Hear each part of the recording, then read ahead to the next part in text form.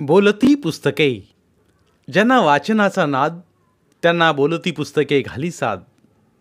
आमचं channel subscribe करा आणि सबस्क्राईब करायला इतरांनाही सांगा. नमस्कार श्रोते मित्र हो, बोलती पुस्तके सादर करीत आहे लेखक गणपत जाधव लिखित कथा बेवड. सगळ्या जंगलाला आग लागावी आणि जंगलातल्या आसऱ्याला असणारी पाखरं सैर भैर व्हावीत तसं झालेलं. वैशाखातल्या उन्हानं धरणी कासावीस झालेली. त्या परीस या धरणीवर राहणारी माणसं धरतीच्या या टोकापासून त्या टोकापातूर. कुणालाच जीवाचा भरोसा राहिला नव्हता. उभं वारं सुटलं होतं. भीतीच्या काळ्या सावल्या क्षणाक्षणाला वाकडं दाखवित होत्या. अन कुणाकडे जावं, मन मोकळं करावं म्हटलं तरी मुभा नव्हती. कोण कोणाला दारात उभं करत नव्हतं आणि कोण कुणाच्या दारातही जात नव्हतं. जीव धपापून गेला होता. आला आला आला सगळीकडे एकच बोलवा झालेला. एकावेळी अशीच भीतीची सावली पंचक्रोशीत पडली होती. कुठून तरी एक वाघ खोऱ्यात घुसला होता. रानामाळात काम करणाऱ्या बाया माणसासनी गड्यांच्या नजरेला पडत होता. कुठं कुठं माणूस मारला, कुत्रं मारलं अशा बातम्या कानावर येत होत्या. माणूस रात्र करून फिरायचं बंद झालं. एकाला दुसरं जोडघाण असल्याशिवाय वावरात जात नव्हतं. गावभर वनखात्याची माणसं पिंजरं वाघरा घेऊन पळत होती. पण त्यावेळी पण जीव एवढा घाबरला नव्हता. आता मात्र ज्याच्या त्याच्या मनात मरणाची भीती. विचार करून करून थकलेला रघु घरावर चढला. 4 वर्षापूर्वीच त्यानं सलापाच्या 4 खोल्या काढल्या होत्या. पोरांची लग्न करावीत असा विचार त्याच्या मनात होता. त्याची नजर गावावरून भिरभिरू लागली. गाव शांत निपचित पडलेलं, साप चावल्यासारखं. नाहीतर एरवी सगळं गाव सापाच्या पिलागत वळवळत राहायचं. कुणावर तरी फुसकरायचं. एवढी शांतता. रस्त्यावर माणूस का कानूस नाही. बघता बघता रघुचं मन जादाच घाबरल्यासारखं झालं. एवढ्यात एक आवाज त्याच्या कानात शिरला. तो आवाजाचा कानोसा घेऊ लागला. आता तो आवाज मोठा मोठा होत होता. सगळं गाव कुलूप बंद होऊन धपापत्या काळजानं आवाज ऐकत होतं. का आला असेल? कुणाला न्यायला? आपलं नाव येतंय का काय? रघुला ती ॲम्ब्युलन्सची गाडी दिसली. श्वास कोंडल्यासारखा झाला. आपण आपली पोरं कुणाच्या घरी गेली नाहीत ना, याची तो खात्री करू लागला. सायरनचा आवाज काढत ॲम्ब्युलन्सनं तात्याच्या चहाच्या टपरीला वळसा घातला. आता रघु लक्ष देऊन बघू लागला. सायरन वाजवत आलेली गाडी साधूच्या दारामोरं थांबली. आलेल्या गाडीतनं दवाखान्याची माणसं उतरली. माणसं कसली? आदमासानं माणसं म्हणायची. नाहीतर माणसासारखी रया राहिली नव्हती त्यांच्यात. पावसाळ्यात घालावं तसं प्लॅस्टिकच्या कागदाचं सदरं पायजमं घातलेलं आहे. डोक्याच्या केसापासून पायाच्या नखापर्यंत उतरलेली माणसं भरपूर साधूच्या घरात शिरली. रघुचं काही धडधडू लागले. गाडी साधूच्या घरी का आली असेल? रघु, पोरासनी तरी काय झालं नसेल? परत सायरन वाजवत गाडी चालती झाली. बराच वेळ रघु घरावर उभा होता. खालच्या आईला साधूच्या घराकडे बघत काळवंडलेल्या मनानं तो खाली उतरला. बायको पोरं घरात बसलेली. बायको काहीतरी स्वयंपाकाचं बघत होती, तर दोन्ही पोरं 2 खोल्यात मोबाईलमध्ये तोंड खुपसून बसलेली. एखाद्या योग्यानं समाधी लावावी तशी पोरांची समाधी लागायची. आईबापाने एखादी हाक मारावी तरी त्यांना ऐकू यायची नाही आणि आली तरी ओ द्यायची नाहीत. भाकर खाताना पण त्यांचं ध्यान मोबाईलमध्येच असायचं. सगळीच माणसं घराघरात डांबली होती. देशद्रोहाच्या गुन्ह्यात डांबलेल्या कैद्यासारखी. घरातनं बाहेर पडायची भीती होती. चौकात चौकात रस्त्यावर पोलिसांचा पहारा. एखादा माणूस रस्त्यावर दिसला तर शिकार घावल्यासारखे पोलीस माणसाच्या अंगावर धावून येत. त्या बिचाराला कुठं पळावं आणि कुठं नको असं व्हायचं. कुणाच्या घरात दडावं तर कोणी जवळही फिरकू देत नव्हतं. रोगाच्या भ्यानं बराच वेळ रघु शांत बसला. त्याला वाटू लागलं पोरासनी तरी विचारावं. पोराठोरांना सगळं माहिती असतंय, मोबाईलवर कळतंय त्यांच्या. बोलावं का नको, बोलावं का नको असं म्हणत त्यानं तोंड उघडलं. ॲम्ब्युलन्स आली होती गावात. अंदाजानंच टाकलेलं वाक्य, पण कोणीच उत्तर दिलं नाही. पोराने मोबाईलमधून मुंडकं वर करून बापाकडे बघितलं सुद्धा नाही. रघु आडा निगडी, पण गावातल्या जोडीदाराच्या नादानं बरंच रंगझोग केलेलं. आता 50 ओलांडून 60 जवळ आलेली. शेती होती, पण बापासारखी कुणबिकी करण्यात त्यानं कधीच रस घेतला नाही. बायकोला कारभारीण बनवली आणि निवांत झाला. कोणीच काही बोललं नाही. पोरांना माहीत असून सांगत नाहीत याचा त्याला राग आला. त्यानं सुधीरच्या नावानंच आवाज दिला. सुधीर, साधूच्या दारात दवाखान्याची गाडी आलती. सुधीरनं नुसतं बापाकडे बघितलं. एवढ्यात इतका वेळ गुपचूप ऐकणाऱ्या बायकोचा आवाज घर भेदरून गेला. बरं झालं. अशीच गाडी साध्याला घेऊन मसनात जाऊ दे ग काळूबाई, म्हणत तिनं 3दा सपासपा जमिनीवर हात आपटलं. बायकोच्या या वाक्यानं आपल्या आतड्याला भर पडल्यागत रघुला वाटू लागलं. पण तो कुणालाच काही बोलला नाही. तो स्वतःशीच विचार करू लागला. या अगोदर आपल्या बायकोनं साधूला लाख शिव्या दिल्या असतील. आपण बी बायकोपेक्षा काही कमी केलं नाही. पण आज बायकोचं हे वाक्य आतड्याच्या पडलेल्या भळीत अडकून आतडं ठसठसू लागल्यागत त्याला वाटलं. साधूच्या घरी काहीतरी झालंय आणि आपल्याला ते कळायला हवं. कळल्याबिगर मन थाऱ्यावर यायचं नाही. पण कसं कळावं? आपण त्याच्या दारात जायचं कधीच सोडून दिलंय. नेहमी त्याच्या घरासमोरून ये जा करतो, पण कधीही त्याच्या घराकडे बघत नाही. कधी चुकून नजर गेली तर थुंकतो आपण. त्याला ते आठवलं आणि तो खजील झाला. कसं जावं? आता तर माणसांचं घराबाहेर पडणं मुश्किल झालंय. सरकारनं आदेश काढला आहे. रस्त्यावर पोलिसांची गर्दी, गल्ली बोळात हे पोलिसांची गस्त चालू आहे. माणसाला घराबाहेर तोंड काढणंही मुश्किल झालेलं. एखादा माणूस घराबाहेर निघाला तर तो परत धड येईल की नाही याची शाश्वती नाही. रस्त्यावरचे पोलीस प्रत्येकाला हटकत होते. कधी कधी तर विचारपूस न करताच त्यांची दांडकी माणसांच्या अंगावर पडत. रघुचा मित्र कबीर, रघुच्याच वयाचा, पण हातमोडी कष्टानं 70रीत गेल्यासारखा वाटत होता. म्हाताऱ्याला कोण काय करतंय म्हणून घराबाहेर पडला तंबाखू आणायला, आणि येताना कमरत वाकूनच आला. कुण्यातरी उत्साही पुऱ्या पोलिसानं काठी मारली, खुबा धरून लागली आणि उजव्या पायाच्या खुब्यानं दुखणं धरलं. चालणं उठणं बसणं अवघड झालं. आता घरी घरगुती औषधं घेत होता. कंबरला वेदना सहन होत नव्हत्या, पण करणार काय?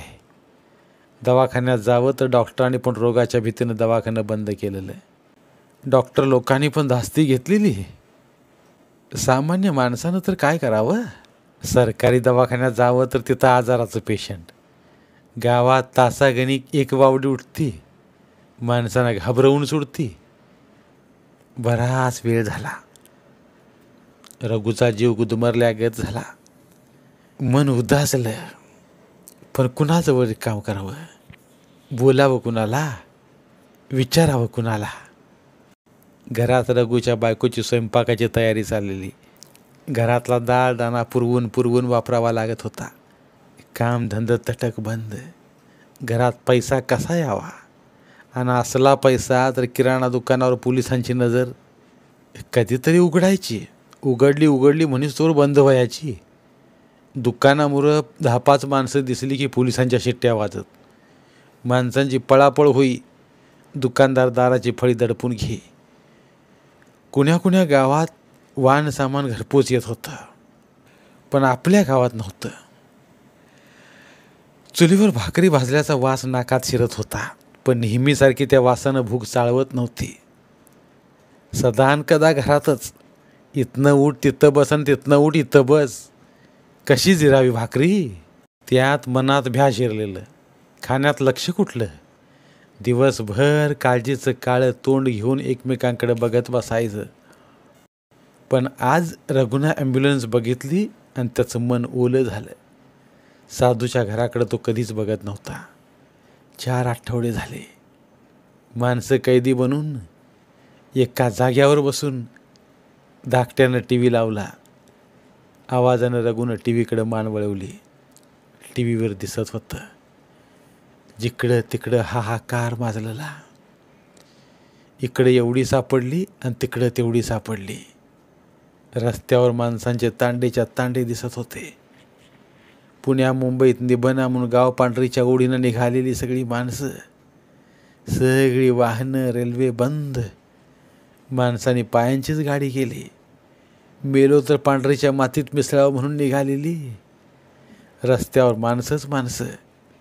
पूर आलेली नदी वाहिल्यासारखी. चालून चालून माणसांच्या पायांना फोड आलेले. एक बाई आपल्या तान्ह्या लेकराला कडेवर घेऊन पायाचे फोड दाखवत होती. खायला नाही, प्यायला नाही. गावात कुणाला मागावं तर रोगाच्या भ्यानं कुणी जवळही करीत नव्हतं. रस्त्यात कुठंतरी भली माणसं एखादा बिस्कुट पुडा हातावर ठेवायची. लेकरं बाळं, म्हातारी माणसं सगळी फरफट. कुठं कुठं घरी चालल्या माणसांना घरून सरकार एका जागी डांबून ठेवी. पावसानं झोडलं आणि राजानं छळलं तर माणसानं जावं कुठं. बऱ्याच ठिकाणी सरकारनं खाण्यापिण्याची सोय केलेली, पण कुणाला अन्न गोड लागतंय. खाण्यावर वासनाच नाही. खाता खाता इथंच रोगानं धरलं तर सगळ्यांची घाबरगुंडी उडालेली. टी व्हीवर बरंच काही दिसत होतं. ते बघून पोटात कालवा कालव होऊ लागली. पुढचं बघू वाटतं ना म्हणून रघु उठला. परत घराच्या छतावर गेला. साधूच्या घराकडे नजर टाकली. साधूच्या घरी हालचाल दिसत नव्हती. बराच वेळ तो साधूच्या घराकडे बघत उभा राहिला. साधूच्या घरी काहीतरी वाईट घडलंय हे त्याला उमगत होतं, पण काय झालंय हे त्याला कळायला मार्ग नव्हता. कोरोना आल्यापासून रघु आतून विरघळत चालला होता. एरवी तो कोरडा असायचा, पाहुण्या रावळ्याबरोबर फटकून वागायचा, पण आता एकटेपणाने भीती त्याला अस्वस्थ करीत होती. आपण साधूच्या घराकडे जायला हवं असं त्याला वाटू लागलं. पण मग जावं कसं? पोलिसांची भीती, पोलिसाची त्याला खूप भीती वाटत होती. एकदा तो बार्शीला गेला होता.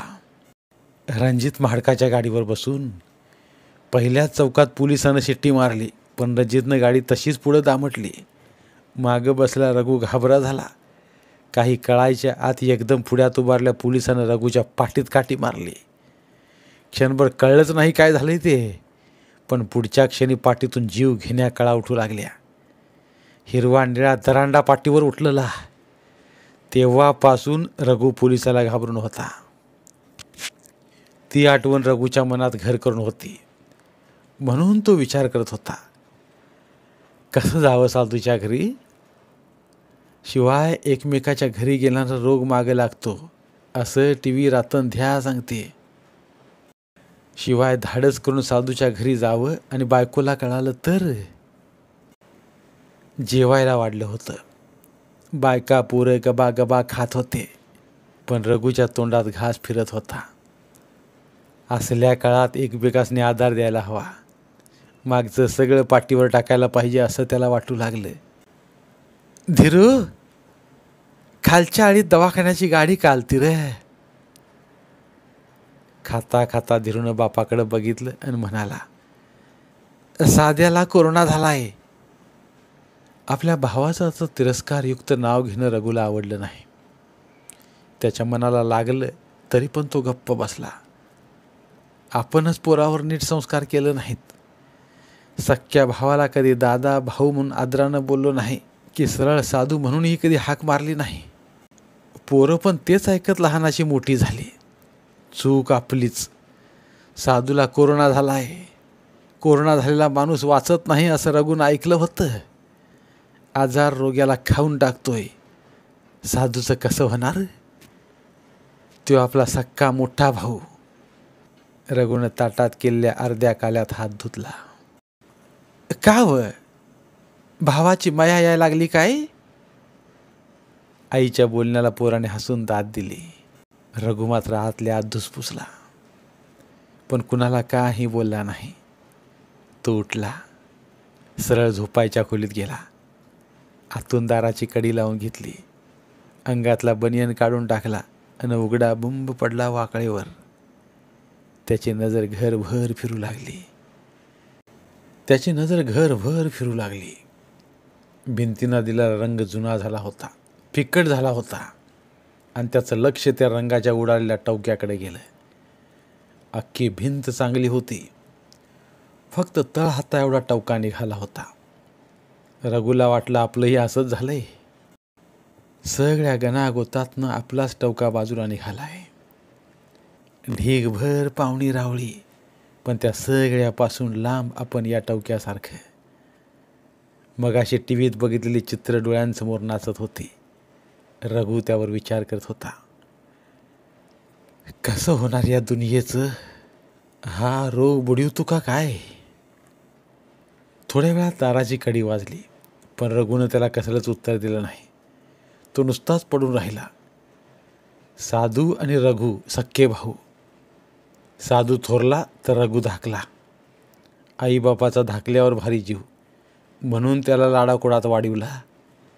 त्यानं मागितली जिन्नस पुरवली. साधू मात्र जरा भोळ्या मनाचा. घरची परिस्थिती वळखून घ्यायचा, आपल्या भावना मारायचा, घरातल्या सगळ्यावर प्रेम करायचा. घरची कुणबिकी करण्यात पिढ्यानपिढ्या खर्ची पडला. त्याच ओळीत साधू उभा राहिला. कळायला लागल्यापासून त्यानं बापाला साथ दिली. स्वतःला कधीच काही मागितलं नाही. मिळेल त्यात आनंद मानला. कधी कुणाचं उणं नाही, पण सगळे त्याला घुमाडा म्हणू लागले. त्याची सोशिकता त्यांना खुनशी वाटू लागली. एक बहीण लग्न होऊन सासरी निघून गेली नांदायला. रघु लहानाचा मोठा झाला. 4 लोकांच्या ओळखी वाढल्या. तो 4 माणसात उठू बसू लागला. कधी कधी म्हणता सारखा दारूच्या पार्टीत झिंगू लागला. खुशमस्कऱ्यांची गर्दी वाढली तसा तो जुगारही खेळायला लागला. दोघांची लग्न झाली. आई बाप काय जन्माला जाणार होतं काय? एक करता दोघांनी बी जीव सोडला. साधूचा संसार वेगळा, रघुचा वेगळा. रघुची थेरं बघून साधू नाराज झाला. 4 समजावणीच्या गोष्टी सांगू लागला तर ऐकतंय कोण? तुझं तू बघ, माझ्यात नाक घालू नकोस म्हणून रघु जबरी भांडला. तिथून साधू त्याच्या नादाला लागला नाही. एका वर्षी बांधावरला आंबा बहरला, मोहरानं फुलारला, नव्या नवतीसारखा शहारला. बघता बघता तो लेकरूवाळा झाला. बघणाऱ्यांची नजर ठरना. रघुनं साधूला न विचारताच आंबा उतरला. रस करीन म्हटलं तरी 4 आंबा ठेवलं नाही. ते साधूच्या बायकोनं जाब विचारला. सहन करावं तर कुठवर? रघुचं सारं घरबार भांडायला उठलं. रघुची लहानगी पोरं पण हातात दगड घेऊन उभी राहिली. साधूनं सरतापणा घेतला. भांडकुदळ बायको कारभारीनं, रघु चैनी. उत्पन्न घटलं. घरात ओढाताण व्हायला लागली. साधूचं मात्र बरं चाललेलं. पण हे बरं बघून रघुच्या मस्तकात जाळ उठायचा. जुगाराचं कर्ज झालं. सामायिक बांधावर सागाची 5-6 झाडं होती, भल्या मोठ्या बुंद्यांची, वाडवडिलांनी जपलेली. एका दिवशी साधू रानात आला तर सागाच्या झाडाची काप चाललेली. तो पुढं झाला. कामकऱ्यांना अडवलं त्यानं. काम बंद पाडलं. ते रघुला कळालं तसा टाकणी करून वावरात उतरला. साधूच्या अंगावर धावू लागला. वावरात काम करणाऱ्या दोघांच्या बायकाही मैदानात उतरल्या. रक्ताच्या नात्याची धराधरी सुरू झाली. रघुच्या बायकोनं मारला दगड साधूच्या डोक्यातनं लाल भडक रक्त काढून गेला. साधू रक्तबंबाळ झाला. गावातल्या लोकांनी किती सांगितलं पोलीस स्टेशनात केस कर म्हणून, पण साधूनं केस केली नाही. पेटवायला बसली माणसं नाराज झाली, पण साधू पोलिसात गेला नाही. केस करावी तर कुणावर? पण रघुला वाटलं साधू आपल्याला घाबरला. रघुच्या घराबाराची छाती फुगली. मग सामायिक बांधाची पोकरण सुरू झाली. सारखं भांडण. आता मात्र कुणी कुणाच्या घरी जात येत नव्हतं. दोघांनीही तू मला मेला आणि मी तुला मेलो असं जाहीर केलं. एकदा धाकटी बहीण माहेराला आली. ती कधीतरीच माहेरला येते. नवरा खवीस. त्याच्या हुकुमाबिगर उंबऱ्याबाहेर पाऊल टाकता येत नव्हतं. थोडी बी चूक झाली तरी विषारी नागासारखा चवताळायचा. तो पण आडमुठाच, म्हणून ती कधीतरीच माहेरात दिसती. आली बहीण साधूच्या घरी उतरली. मोठा भाऊ म्हणून तिथंच राहिली. रघु साधूच्या दारावर नेहमी ये जा करायचा, पण बहिणीला बोलला नाही. बहीणच त्याच्या दारात आली, पण रघुच्या बायकोनं तिला बस म्हणलं नाही की तांब्यावर पाणी दिलं नाही. बहिणीला वाईट वाटलं. सासरच्या काळातून थोडा जीव मोकळा व्हावा म्हणून ती माहेरला आली होती, तर इथं हे असं. वहिनी, असं का व वागता? म्या काय गुन्हा केलाय तुमचा? असं म्हणून ती उभ्या उभ्याच रडू लागली. पण रघुची बायको फुटानं तडकल्या गत तडकली. तुम्ही मोठ्या घरचं पाहुणं होऊन आलाय. आम्ही चहा पाणी केलं तर मोठं घर काय म्हणाल तुम्हासनी? आणि धाकट्या भावाचा पाहुणचार घ्यायचा असेल तर गबाळ बांधून धाकल्या घरी या, मग बघू. वहिनीला ती काय बोलली नाही. सोन्यासारखं दोघं भाऊ, पण एकमेकांची दारं वरजलेली. डोळ्यातलं पाणी पुसत बहीण माघारी फिरली. साधूच्या घरी रात काढली आणि आपल्या घरी निघून गेली. तेव्हापासनं रघुच्या घराला सहसा कोणी येत नव्हतं आणि रघुही कोणाला बोलावत नव्हता. साधूच्या पारीचं लग्न झालं. साधू भावाच्या दारात आला आणि रघुनं आणि त्याच्या पोराने त्याला कुत्र हुसकावल्यागत हुसकावून लावलं. गपगुमान घरी आला तर लाचार होऊन रघुच्या दारात का गेला म्हणून बायकोनं पण तोंड सोडलं. तेव्हापासनं उरलं सुरलं संबंध संपलं. एकमेकांचं कोंबडं कुत्रंसुद्धा एकमेकांच्या अंगणात का वावरात शिरत नव्हतं. एवढ्या तेवढ्यावरनं भांडणं व्हायची. साधूची पोरं पण चिडायची, तटीला लागायची, पण साधू त्यांना समजावून सांगायचा, पोरांनो, रघु आडमुठा आहे, त्यापरीच त्याची बायका पोरं आहे, पण तुम्ही रीत सोडू नका. त्यो तुमचा चुलता आहे. पण रघुनं त्याच्या पोरांना असं कधी सांगितलं नाही. उलट पोरांच्या मनात भावकीची ईर्ष्या, द्वेष पेरला. किती वर्षे झाली पण कधी जुळलंच नाही. आता या रोगानं माणूस घरात कोंडला गेला आहे. दारू मटका सगळं बंद. माणसाचं धंद पाणी बंद, रोजगार बंद. एकलेपणानं रघु भानावर येत होता. रात वाढली होती, पण रघुला झोप लागत नव्हती. त्याला त्या रात्रीच्या भयान शांततेत एक एक प्रसंग आठवत गेला. साधू आणि रघु लहान असतानाची गोष्ट. आईबाचं भांडण झालं म्हणून रघुचा बाप रुसून निघून गेला. तो भांडण झालं की असाच करायचा. राग शांत झाल्यावर 8-15 दिवसानं परत यायचा. पण यावेळी आज येईल उद्या येईल म्हणून वाट पाहिली, पण तो आला नाही. सगळ्या पाहुण्या रावळ्यांकडे चौकशी केली, पण कुणीच हाय आमच्याकडं म्हणलं नाही. वावरातली कामं खोळंबली. मोठ्या साधूनं आईला साथ दिली. दिवस उगवल्यापासून ते दिवस मावळीस तोवर तो वावरात खपू लागला. धाकटा रघु वावरभर उन्हाडक्या करत फिरायचा. त्या दिवशी आईला काहीतरी काम निघालं म्हणून ती दुपारीच घराकडे निघून गेली. साधू आपलं काम करीत होता आणि रघु दगडगोट्याने खेळत होता. दिवस मावळत चालला होता म्हणून साधूची गडबड चाललेली. रघु रामकाठीच्या बुडात दगडाने खेळत होता. खेळता खेळता तो दादा म्हणून मोठ्यानं ओरडला. साधूला ते ऐकू आलं, पण त्यानं त्याकडे दुर्लक्ष केलं. एवढं काम उरकून जनावरांनी वैरण काढायची होती. ओरडलेला रघु परत खेळू लागला, पण त्याचा पाय बधीर होत चालला. खेळता खेळता तो खाली बसला. पायाच्या अंगठ्यावर रक्ताचे 2 टिंब उमटलेले. रघुला झोप आल्यागत होत होतं. त्यानं दादा मला एवढीच हाक मारली, पण साधू उठला. त्यानं रघुकडे नजर टाकली तर रघु आता स्पष्ट बोलतच नव्हता. फक्त त्यानं बोटात पायाचा अंगठा दाखविला आणि साधूच्या काळजात चर्र झालं. अरे माझ्या वैऱ्या, असा घात केलास काय म्हणून तर रडू लागला. आता काय करावं, कसं करावं त्याला काही समजेना. दिवस तर मावळत चाललेला. जवळपास वस्तीही नाही. एवढ्याच रामकाठीच्या बुडातल्या दगडातनं त्यानं तोंड वर काढलं. साजूच्या नजरेला पडलं तसा तो रागानं खडाच उभा राहिला. उंजळी एवढा फणा.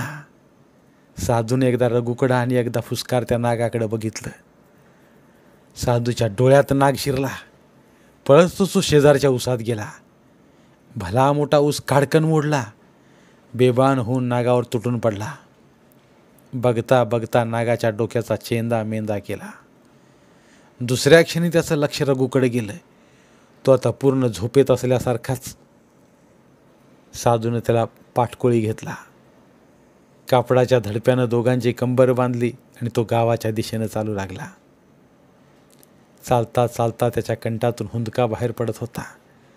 मोठ्या रस्त्यावर जाधवाचा संबा आडवा आला. संबानं गावात निरोप दिला. गावातनं माणसं आली.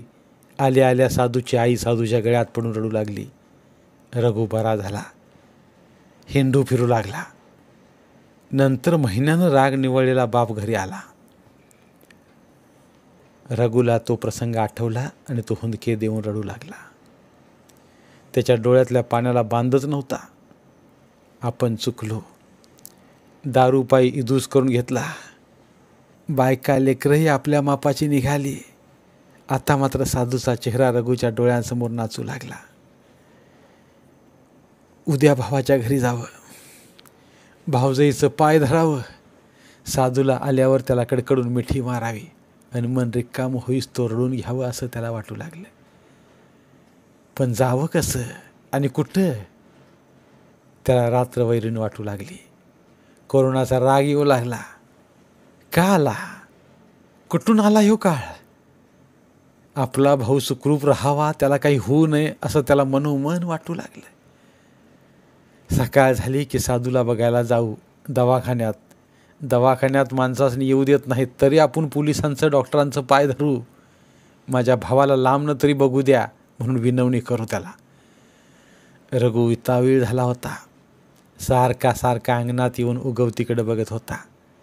तांबडं कधी फुटतंय असं त्याला झालेलं. पण तांबडं फुटायच्या वेळेलाच त्याला डोळा लागला आणि तो झोपी गेला. उठला तेव्हा ऊन बरंच निबर झालं होतं. लगबगीनं तो उठला. आंघोळ केली. चहा न घेता तो घराबाहेर पडला. पोलिसांनी 2 रट्टे लावले तरी तो आता थांबणार नव्हता. चढा पाय उचलत तो निघाला. कधी एकदा भावाच्या घरी जातोय, भावजाईला पुतण्याला बोलतोय असं त्याला झालेलं. तो लांब लांब ढांगा टाकत साधूच्या गल्लीत आला आणि चालत्या गडला अचानक ब्रेक लागावा तसा तो अचानक थांबला. साधू ज्या गल्लीत राहत होता ती गल्ली रस्त्यावर पत्रे मारून बंदिस्त केली होती.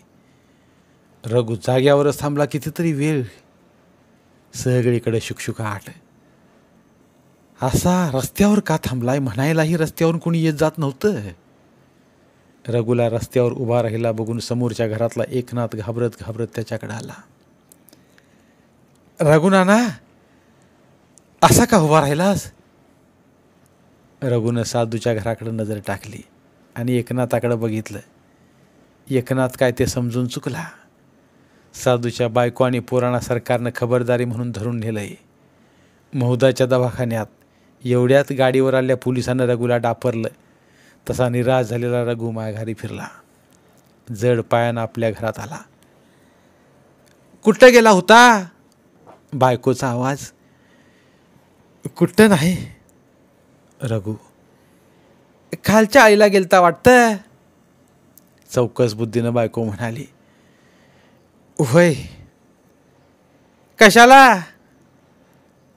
रघुनं मन खंबीर केलं आणि म्हणाला, साधूला कोरोना झालाय. घर बार धरून नेले सरकारनं त्याचं. बघाय गेलतो. भावाविषयी उफाळून आलेलं रघुचं प्रेम बघून रघुची बायको आश्चर्यानं रघुच्या तोंडाकडेच बघू लागली. बराच वेळ ती गप्प होती. थोड्या वेळानं सगळं उमगल्यागत बोलली. भावाची लई आठवण यायला लागली जणू. जाता का भावाबर करुणाच्या मागं लागून? बायकोच्या त्या वाक्यातला विखार त्याला कळाला. तो उठला. रांजणाकडे गेला. रांजणातल्या पाण्याचा तांब्या भरून घेतला. खळाखळा चूळ भरली. तोंडावर पाण्याचा सपकार मारून तोंडावरून हात फिरवला. त्याला चहा प्यावा वाटत होता, पण तो बायकोला काहीच बोलला नाही. कुठं बाहेर प्यावं म्हटलं, कोरोनाच्या भीतीनं सरकारनं सगळी हॉटेलं बंद केली होती. त्यो गोट्यात गेला. गोट्यातली जनावरं एक एक करून सगळी विकलेली. एक म्हातारी शेळी सोडून तीच म्हातारी शेळी गोट्यात बांधली होती. रघु शेळीच्या जवळ बसला, उदासवाना होऊन, शेळीच्या वाळलेल्या लेंड्या हातात चाळवत. काय करावं कळत नव्हतं. बांधून टाकल्या गत झालं होतं त्याला. तो कोणालाही न बोलता कितीतरी वेळ त्या गोठ्यात बसून होता. मनात आठवणींची वावटळ उठलेली. त्या वावटळीत चांगल्या वाईट आठवणी आकाश पाळणा होऊन उडत होत्या. मन म्हणत होतं, आता एकदाच साधूचं पाय धरावं, गळा पडून रडावं, चुकलं माझं म्हणून स्वतःच्याच गालपाडात हाणून घ्यावं. चांगला विचार कधी सुचलाच नाही, नातं गोतं कळलंच नाही कधी. या कोरोनामुळं रघु घरातच बंदिवान झाला होता. वाईटांची संगत सुटली होती तिची. कोरोनानं अनेक माणसं मेली, श्रीमंत मेली, गरीब मेली. रघुला जीवनाची किंमत कळून आली. मागील जगण्यावर पोतेरा फिरला आणि लखलखीत दिसू लागलं. क्षणभंगूर आयुष्य, नातं गोतं कळू लागलं त्याला. 4-2 दिवस असंच निघून गेलं. रघुचं बंधू प्रेम बघून बायकापोरं आश्चर्यचकित झाली. घरात वादावादीही झाली. जास्त बोलली म्हणून कधी नव्हे ते बायकोला 4-5 लाथा घातल्या होत्या रघुनं. बापाचा तो अवतार बघून पोरंही त्याला वचकून होती. रघु रोज दिवस मोजत होता, साधूची ख्याली खुशाली कशी कळावी. 10 दिवसांनी घरातली माणसं सरकारनं सोडली, परंतु त्यांना इकडं तिकडं फिरायला बंदी घातली. साधूची पोरं घरी आल्यात हे कळल्यावर रघुला आनंद झाला. त्याच्या चेहऱ्यावर जरा टवटवी आली. रघुनं पोटभर जेवण केलं. साधूच्या घराकडे जावं म्हणून तो लगबगीनं निघाला. तडा पाय उचलत चालला. साधूचं घर जवळ आलं तशी त्याच्या पायाची गती कमी झाली. पायात पाय अडकू लागलं. अवसान गेल्यागत झालं पायातलं. चाल मंदावली. त्याला वाटलं कसं जावं. पुतण्यांच्या वहिनींच्या समोर. मोठी वहिनी, पण आपण कधीच तिची किंमत ठेवली नाही. बितरल्या डोक्यानं काही बाई बोलून गेलो. मन दुखावणारं. विचार करता करता त्याला स्वतःचीच लाज वाटू लागली. तो जाग्यालाच थांबला. पुढं जावंसच वाटेना. साधूचं घर समोरच दिसत होतं. साधूचा थोरला पोरगा विष्णू अंगणात उभा होता. त्यो बराच वेळापासून आपल्या दारासमोर घोटाळणारा चुलत्याकडे बघत होता, पण त्याला काय बोलावं ते समजेना. या धरसोडी तो काहीच बोलला नाही. रघुची आणि त्याची नजरानजर झाली, पण ती नजरानजर काही क्षण टिकली. रघुच्या डोळ्यात आसवत रळली. त्यानं खाली मान घातली. तो तसाच माघारी आला. आपल्या घराकडे निगुमान शिळीच्या दगडावर बसून राहिला. रघुला भाकरीचं भान नव्हतं. बायकोनं 4-2 वेळा हटकलं आणि नाद सोडून दिला. घरातलं कुणीच त्याच्या नादाला लागलं नाही. रघु झोपायच्या खोलीत गेला. अंथरुणावर अंग टाकलं. त्याची नजर आड्याला लागली होती. त्यानं मनोमन ठरवलं होतं, उद्या आपण रस्त्याखाली उतरून भावजयाच्या समोर उभं राहायचं. भावाचं पाय धरायचं. ती रागाच्या भरात काही वेडं वाकडं बोलली तरी वाईट वाटून घ्यायचं नाही. आपण काय कमी बोललो तिला वाईट वाकटं. रात्री उशिरा कधीतरी त्याच्या डोळ्याची टोपणं झाकली. सकाळ झाली. माणसं उठून आपापल्या कामाला लागली होती. रघु जरा झोपेतच होता अर्धा मुर्दा. एवढ्यात त्याच्या कानावर कुणातरी बाईनं घातलेला गहिवर ऐकू आला. त्या गहिवारानं त्याच्या काळजाचं पाणी पाणी झालं. तो अंथरुणातून उठला. त्या आवाजाचा कानोसा घेऊ लागला. कुठून येत असावा हा आवाज. एवढ्यात त्याच्या खोलीच्या दरवाजाची कडी मोठमोठ्यानं खडाखडा वाजू लागली. तो गडबडनं उठला. दाराकडं पळाला. दारात बायको उभी कावरी बावरी होऊन. दोघंही एकमेकांकडे बघत होते. पण कुणी काही बोलत नव्हतं. रघूची बायको बुचकळ्यात पडली होती. काही क्षणच, अगं अगं बोल की, बोल, काय झालंय ते. आत्ता पत्तूर त्या गहिवारात अनेक आवाज मिसळले होते आणि तो आवाज भेसूर झाला होता. साधू भाऊजीला कोरोनानं संग नेलं. कसं तरी ती बोलली आणि गदगदलेल्या स्वरानं ती रडू लागली. बायकोची वाक्य ऐकताच रघु त्या वाक्यानं घायाळ झाला. तसाच पळत सुटला आपल्या भावाच्या घराकडं, ठेचकाळत आपटत. त्याच्या मागं त्याची बायको आणि दोन्ही पोरं पण पळत होती. साधूच्या घराजवळ येताच रघुनं मोठ्यानं हंबरडा फोडला, दादा म्हणून. साधूची बायका पोरं रडत होती. रघुची बायका पोरं रस्त्यावर उभी राहून रडत होती. एकाच रक्ताची माणसं एकमेकात मिसळण्यासाठी ताटकळली होती. मी तुला दादा म्हणायला आलतो की रे, म्हणत रघु आपलंच तोंड आपल्याच हातानं सपासपा बडवून घेत होता. रस्त्यावर गडाबडा लोळत होता. चुलत्याकडे बघून विष्णू पुढं सरला आणि चुलत्याच्या गळ्यात पडून रडू लागला. तशी रघुची पोरही आपल्या भावंडात मिसळली. रघुनं रडत रडत भावजयाच्या पायाला हात लावला.